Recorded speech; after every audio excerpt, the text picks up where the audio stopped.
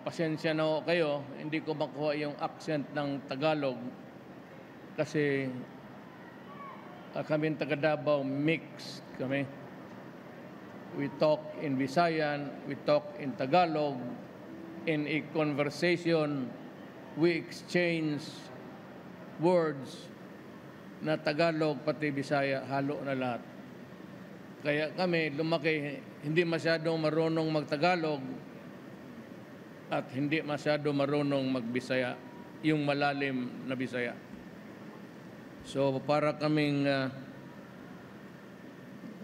mutant na mga taga labas ng Mindanao noong unang panahon nagpunta doon sa Mindanao para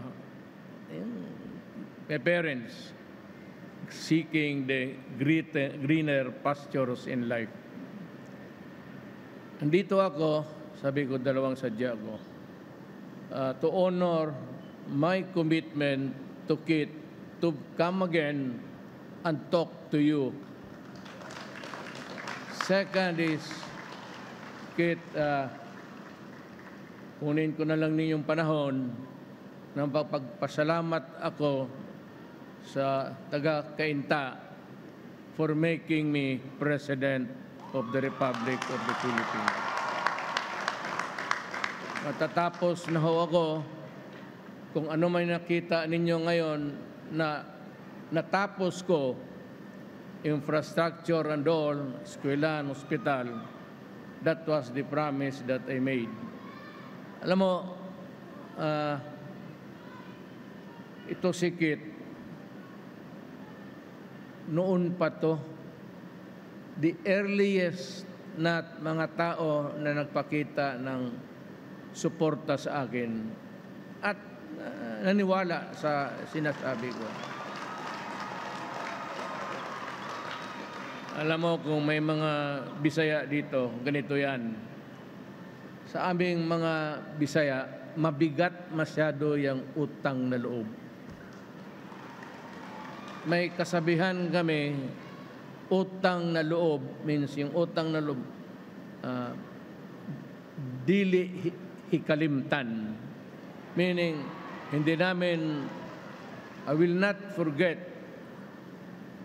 what you gave me in the past. So, dapat lang, magpunta ako dito, hindi naman tatakbo sikit, yung misis naman niya. So, I'm here to campaign para sa Vice Mayor, si Lovely.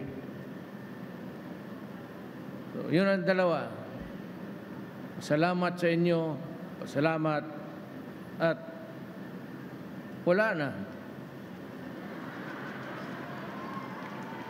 Alam mo,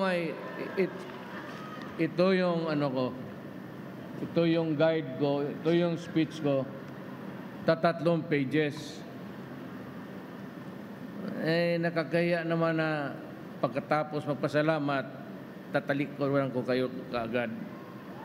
So, unahin ko na lang kasi ito, hindi ko naman talaga ito akin. Actually, ginawa lang ito ng mga babae dyan. Kung hindi ko basahin, baka magtampo. Yung ano ko, sila, yung mga babae. So, una, ilabas ko na lang yung yung sentimento ko sa pagkatao ko. Marami kasing plenty of stories woven around my person. So, kailangan ilabas ko. Alam mo kung bakit matindi ako sa droga is because drugs dito ang of use, general use dito, shabu. You know, shabu destroys the mind of a person. Meron dito nangyari noon na umabot sa Davao ang solusyon. Maya ko na sabihin pag pababa na ako. Baka magtapunan ako ng ano dito.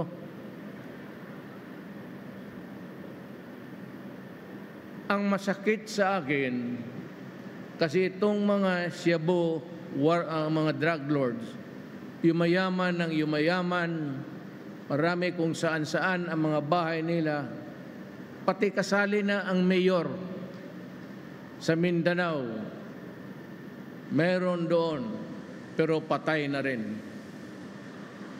Putang ina ninyo. Sinabi ko na masisira ang bayan ko. Ako po'y prosecutor noon sa korte. People of the Philippines versus kung sino yung akusado, Eduardo, Cañete, whatever. Ang abogado ng People of the Philippines, kami yung mga piskal. At marami akong kaso noon because of lack of resources, corruption in the police, pati lahat na bayaran. Matagal ng panahon. Gusto kong makulong. Gusto kong ang patayin kaagad Gusto kong makulong lahat. But you know, itong droga, ang corruption, mabili-bili mo ang mga pulis, mabili mo ang judge, mabili mo ang fiscal, pornada ang kaso mo. May isang kaso talaga na gusto kong magwala dahil yung binigay ng chemist ng pulis noon sa forensics, yung soko ngayon, ang binigay sa akin na ebidensya, kuno, kaya pala ang tapang nung defense counsel, alam niya na tawas yung hawak-hawak ko, na naipalitan. Yun ang ano noon, o mababayaran ang charges. At isa pa, may panakot itong mga, kaya binaliktad ko ang laro Kung ikaw ang pulis, investigador, nagtatrabaho ka naman, ang gagawin ng mga putang ina,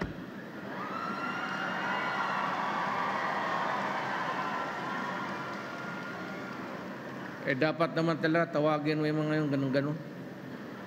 Pero mabait na police, yung the wife is a teacher, then you'd receive a message or an envelope coming from the idiots, itong mga durugista, letrato ng asawa mo palabas ng eskwelahan. Yung ibang pulis naman, kung hindi maestra, yung ordinaryo lang mamalingke kasama yung mga anak, pinipicturan, tapos ipadala doon sa asawa. Or magtawag sa telepono, yung ano ba yung yawa na yun? Handhead. Yung itim na magkiring-kiring. Tawagan, takutin. So wala talaga ang gobyerno, hindi makagalaw. Ngayon, kung nakikinig itong human rights, aywan ko kung anong pasok sa otak ninyo. Alam mo kasi,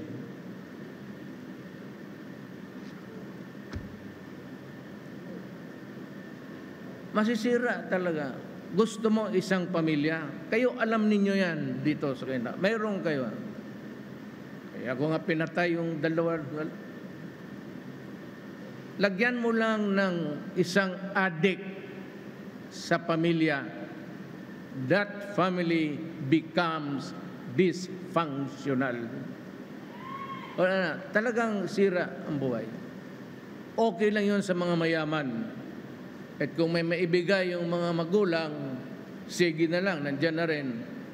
But in due time, science says that in 2 or 1 year and a half, constant use of shabu shrinks the brain. Kaya maraming gago. Noong na presidente ako, nagdala ako ng sarili kong chief of police, si Bato, at sabi ko kay Bato, buksan mo yung records ng PNP. Gusto kong makita kung sino yung mga tao na suspect o talagang tinuturo sa intelligence, hindi naman nababasa ng lahat yan. At pagdating ko, ginawa nga ni Bato at nilista niya yung mga tao. At alin doon, 6 police generals dito sa Manila area naglalaro ng Shabu. Kaya sabi ko, umalis kayo dito o kung gusto ninyo, patayin ninyo ako kasi pag hindi, talagang magpatayan tayo. Utang ina dito. So yun yan. But when I travel back again, naging prosecutor ako, noong nakita ko na tagilid ang Davao, doon kami lumaki. Wala namang original na taga Mindanao na Bisaya. Walang original na Mindanao na Tagalog. Walang original na Ilocano na Mindanao. Pinanganak kami ng aming mga magulang noong unang panahon.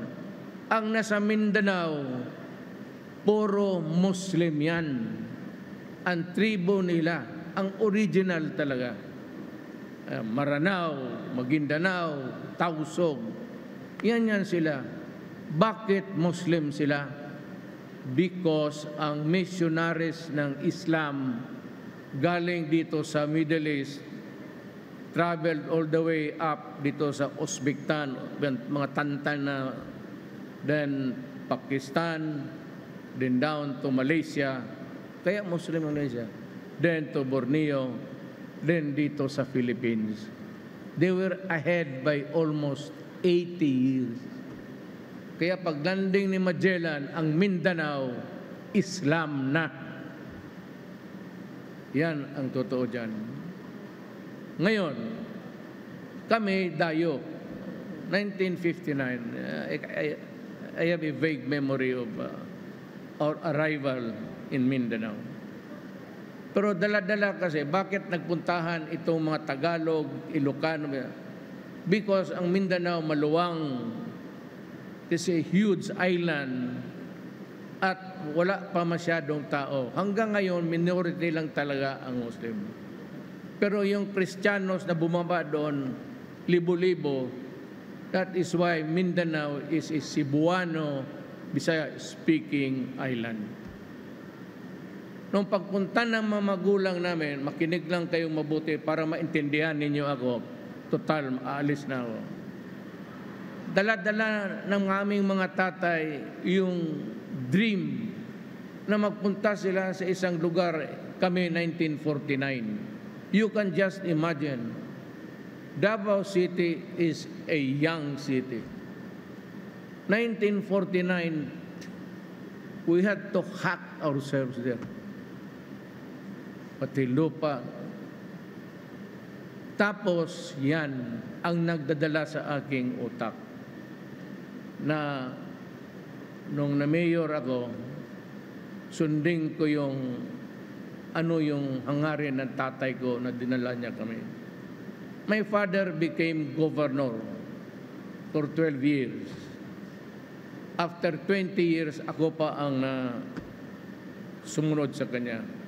Then Inday, because magka-graduate ako, kagaya ni Kit, siya ang binild up ko. Ayan, ang bata na ayaw talaga yan. Ayaw noon. Ngayon, talaga, tumatalo na doon sa mga stage para gustong-gusto na. Yan, tapos yung mga anak ko, nagkakaroon ng opportunity. Pero ang dala-dala ko, balik ako sa isip ko nung nanalo ako. Sinabi ko sa lahat, huwag ninyong sirain ang siyudad ko. Huwag ninyong bigyan ang mga anak namin ng droga. Sisirain mo ng sisirain yung tao, eventually sa karaming drogista, you will destroy the city.